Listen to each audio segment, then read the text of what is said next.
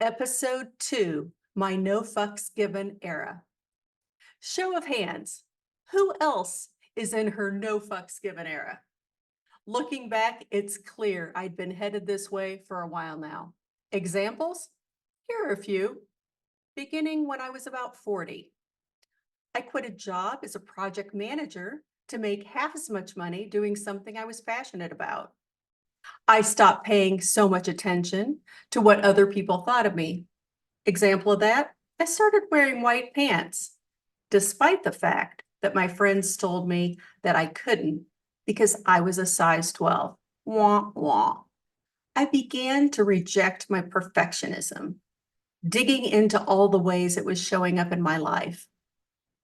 I stepped out of the shadows and found my voice. I started blogging. I decided I didn't owe anyone an explanation for my decisions. I started examining my imposter syndrome, and I began letting go of anything that was holding me back. But if I had to pick a specific date, my no fucks given era began November 1st, 2016. That was the day my best friend died at 42 of pancreatic cancer. Okay, things just got heavy, right? Take a breath. Let's all acknowledge that cancer sucks, life's not fair, especially when the best among us are taken too soon. I don't feel a day over 38, but I'll be 60 this year. I'm not sure what happened, to be honest. I mean, how did that happen? Because I still remember when 40 was old. My dad died when he was my age. I mean, the age I am now, my exact age. He died a couple weeks before my 4th birthday, so I don't remember much, but I think some of the urgency with which I've lived my life has been because I've always had the knowledge that life was unpredictable and fragile. And I didn't want to be unprepared like my mom was when my dad died. She didn't know anything, and she made a lot of mistakes. Take my dad's early death, add a healthy dose of perfectionism, and you get someone who's well prepared for anything that comes her way. Nothing is going to catch me off guard, except in February 2015, when my best friend was diagnosed with pancreatic cancer when she was 41. She'd been sick, seeing specialists in and out of ERs, but this was bad. I spent most of my career working for an endocrinologist, so I knew when I heard that the scans showed multiple spots on her lungs and pancreas that what we'd most fear was true. It was metastatic pancreatic cancer. I will always be grateful to the doctor for her candor, difficult as it was to hear. I can still feel those tears rolling down my cheeks as I typed, "We cannot cure this cancer," into my Evernote app. I was consulting at the time, working with 8 clients that first year as my friend began to get a handle on the disease and understand what chemo worked for her. And by worked for her, what I mean is slowed down the cancer without nearly killing her. It doesn't matter if you're young and healthy. If the cure doesn't provide you with any quality of life, it sucks. Because of the nature of our friendship and my friend's grace, she and I were able to process her diagnosis together. We didn't know how much time we had, but we knew it was limited. Our talks, sitting for hours in the infusion room at Peace Health, helped me realize that I wasn't happy working with most of my clients.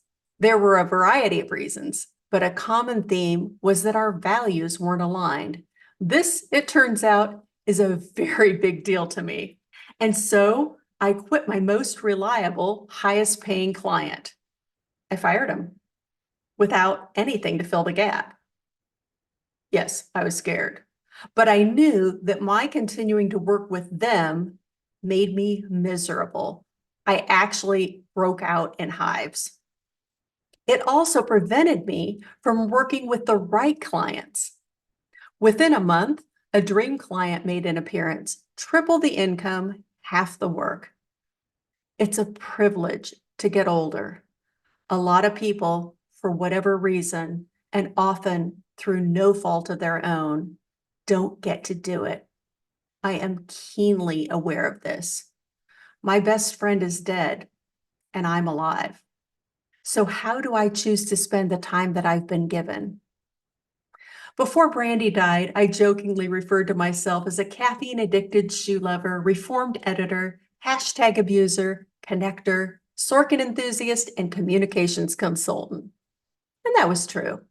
Drinking cold brew coffee while catching up with friends at Thatcher's, plotting world domination, productivity, organizing spaces, continuous learning, these were my favorite things. But I began to realize that although I'd been a grown woman for many years, for just as many, I'd said that I wanted to change. I wanted to show up and make a difference. What stopped me? My shame and self-loathing drove me to sit on the sidelines, hiding from the world. And more to the point, I was hiding from myself. I was afraid to be seen, afraid of being criticized, and afraid of not measuring up. Brandy's death gave me the courage to swerve, to say yes to things that scare me, to show up and be seen. I'm learning to show up as the badass in my own life, which simultaneously terrifies and exhilarates me. I'm learning that even when I'm terrified, there's a huge payoff in showing up, making mistakes, and doing my best. Thank you so much for listening to this episode. I appreciate you. Let me know if I've touched on something that you'd like to hear more about. Email me at mary@maryrarick.com. That's mary@maryrarick.com with My Act 4 in the subject line. Join me next week. I'll be talking about what I learned from Jennifer Pasteloff about how to show up even when I'm terrified.